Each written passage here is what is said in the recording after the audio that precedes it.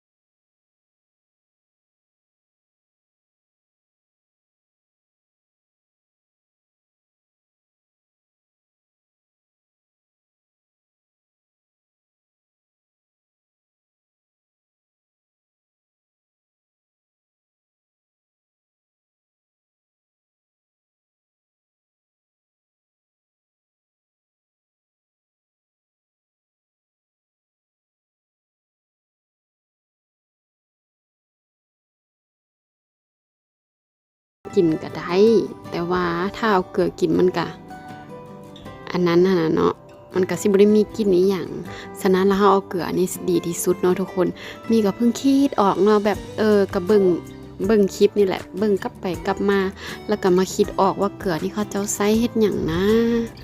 ดับกลิ่นก็คิดออกแบบสิแหละพอดีเลยมื้อหน้ามีสิไปซื้อเอาดีกว่าเอาไปไว้อยู่ในมุมห้องเนาะเพื่อดูดซับทุกคน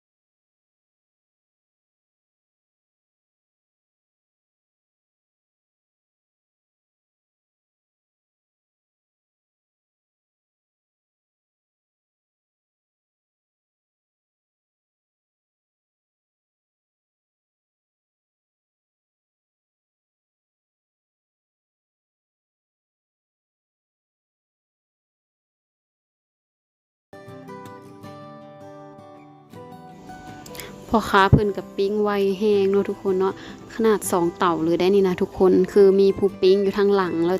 ใกล้สิสุกแล้วจังซี่ก็เอามาขางต่อหรือว่าย่างต่ออยู่ข้างหน้าแบบสิอีกนะป่านนั้นยังบ่ทันลูกค้าหลายแฮงทุกคน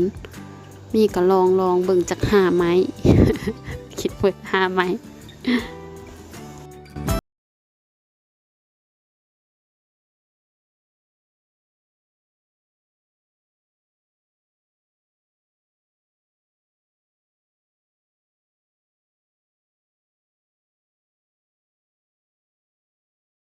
มาแวะถ่ายรูปอยู่ท่าเรือจักหน่อยเนาะทุกคนอันนี้แม่นโป๊ะท่าเรือเทเวศเนาะหลายๆคนก็สิลงมาถ่ายรูปเพราะว่าอยู่นี่ก็แบบแสงไฟอีหยัง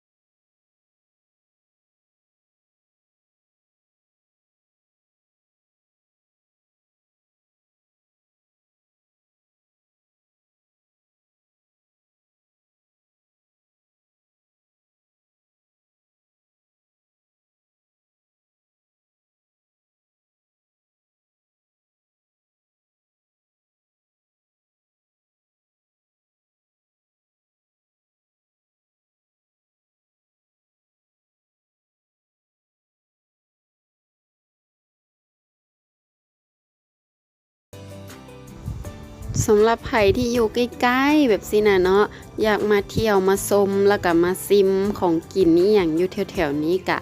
มาได้เลยเนาะในช่วงเวลานี้ก็ยังเปิดอยู่เพราะว่างานเพิ่นเปิดตั้งแต่วันที่11หาวันที่17พุ่นน่ะทุกคนก็มีหลายๆอย่างอยู่สำคัญก็คือหาซื้อของกินง่ายทุกคนเพราะว่ามันสิแบบหลายๆอย่างเลยที่เขาจะขายเลี่ยนๆกันเลยอยู่แถวๆนี้หั่นนะมาเบิ่งมาชมได้เด้อทุกคนเด้องามเนาะเต็มไปด้วยไฟแสงสีหลายๆเลยแหละงามสำหรับมีก็คือแบบว่ารู้สึกว่าแบบเบิ่งแล้วก็รู้สึกแบบงามตานะเนาะสดชื่นมาเที่ยวมาชมมาเบิ่งได้เด้อทุกคนเด้อ